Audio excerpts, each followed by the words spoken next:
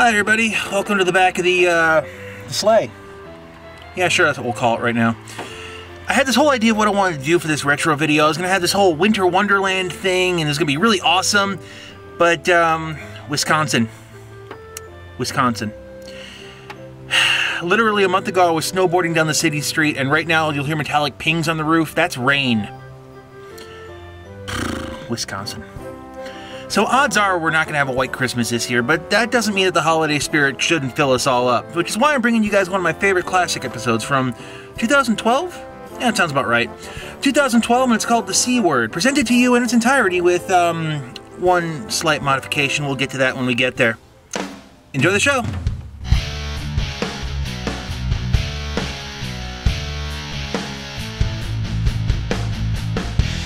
I've been playing a lot of DC Universe Online lately, so that's why the focus is on that game in particular, but this is something that arcs over all the MMOs this time of year. Now, DCO really goes all out to get people into the holiday cheer, so let me give you an idea of what's been going on for the past couple weeks. You go out into the city and the background music has changed to something a little more festive. I mean, even in Gotham.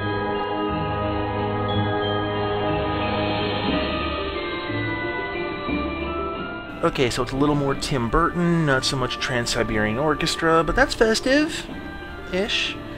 Well, anyway, there are lights on all the light posts and trees, there's holiday wreaths on the lampposts and on the buildings, and, of course, naturally, the orange lanterns are trying to steal the holiday spirit. Hey, it's Oracle. Season's greetings and happy holidays. Unfortunately, this is a business call. Sinestro is on the warpath, and I don't think it's the holiday blues. Larfleeze, the Orange Lantern of Avarice, has gotten wind of the gift-giving season and wants to take everything for himself. But these backwater traditions do not concern me. We will extinguish the orange light of avarice and Larfleeze along with it.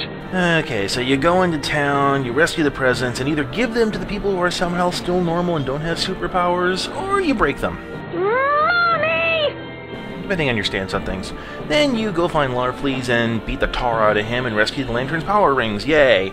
Now, DCUO isn't alone in this. World of Warcraft has their Winter Veil event, Raiders has Winter Festival, EVE Online has ship-to-ship snowball fights, Star Trek has the Q's Winter Wonderland, Rift has Fey Yule, Lotro has Yule Festival, EverQuest 2 has Frostfall, Guild Wars 2 has Winter's Day. I mean, hell, Age of Conan has Bloody Solstice. I even logged into World of Tanks and, yep, they've got a tree up too. Just as a side note, worst light discipline ever. But it strikes me in all of this, there's one thing you simply do not hear.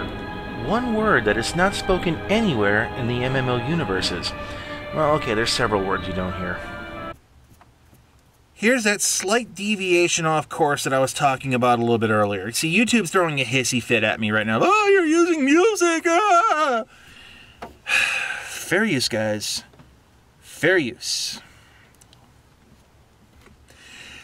Thing is, though, that it's still good music. So, your take-home homework. After the show's over, wait till after the show's over. You know, it's a lot of shows left to go. Here's the songs that I would have used. Go ahead and listen to those. Find a legal music source, and listen to these.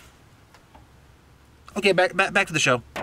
And for those of you keeping track, mid to late December is about the time when a lot of religions all over the world celebrate a lot of things. You've got Christmas, Hanukkah, Kwanzaa, Saturnalia, the Yule celebrations, just to name a few. And all these are around the winter solstice, which...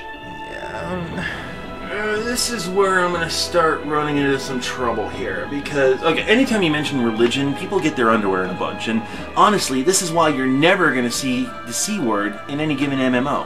In DCUO, anyway, people are dressed up as Santas and elves, there's wreaths and trees and lights everywhere, there's even gifts under the tree at the Hall of Doom, which should just not happen, but not a single nod to Christmas. I mean, heck, I even went to the church in Gotham just to see it, and even there, not a mention of Christmas. Now, a lot of people are going to get all uppity about it, you know, screaming the things they always scream when this topic comes up, but let me hit you with a very simple truth. One of the reasons that MMOs don't call it Christmas is that we're living in a world without borders. Let me put a big piece of perspective on this. On Christmas Eve of 1968, 3 men aboard the Apollo 8 were the first to see an Earthrise. They snapped this photo of it. When you look at maps of our world before this photograph was taken, they're kind of what you'd expect to see, countries split apart into colors and rigid borders. But it really wasn't until after this photograph was taken that maps began to appear without those borders. When you look at the maps of the internet, you're going to find images like this one from the Opti project. You can find political style maps, of course, but this is us. This is what we are. Online, we don't see country boundaries. We just see a free flow of information. And as much as this might be looking too deep into things, people who make MMOs understand this concept to some extent.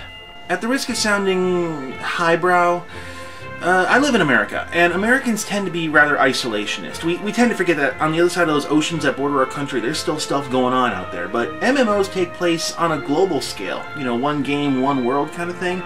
And let's be blunt, in America we don't celebrate VSAC.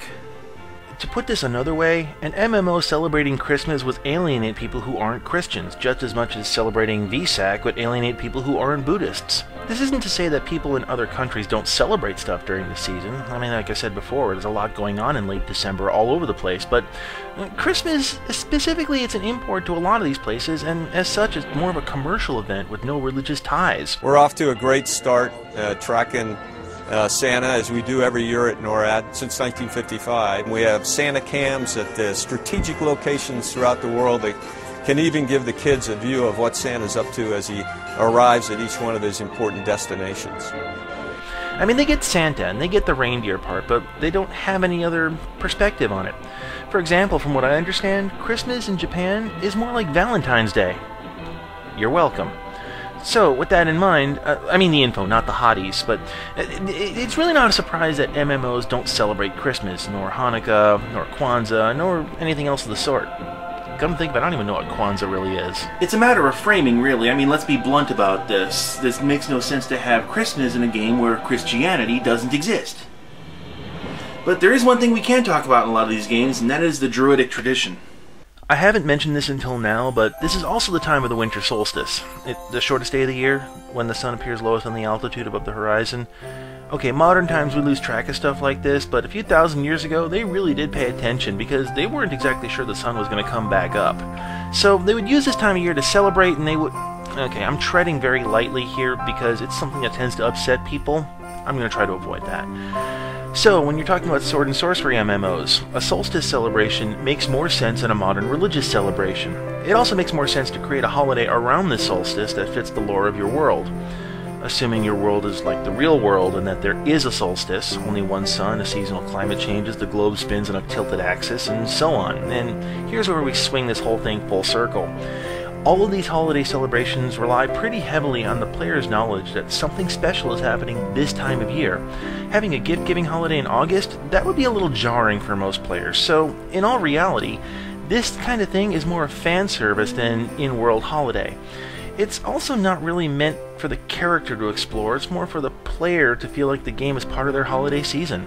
Let me be clear, I'm not saying that this is a bad thing. All that I'm saying is that it's an immersion killer.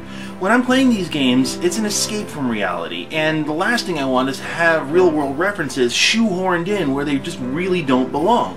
So if you do a little bit of planning, guys, and I'm talking to you developer teams, if you do a little bit of planning and a little bit of work, you can actually make these holiday seasons fit seamlessly within the context of your game. And I'm cool with that. The abominable Grinch indeed.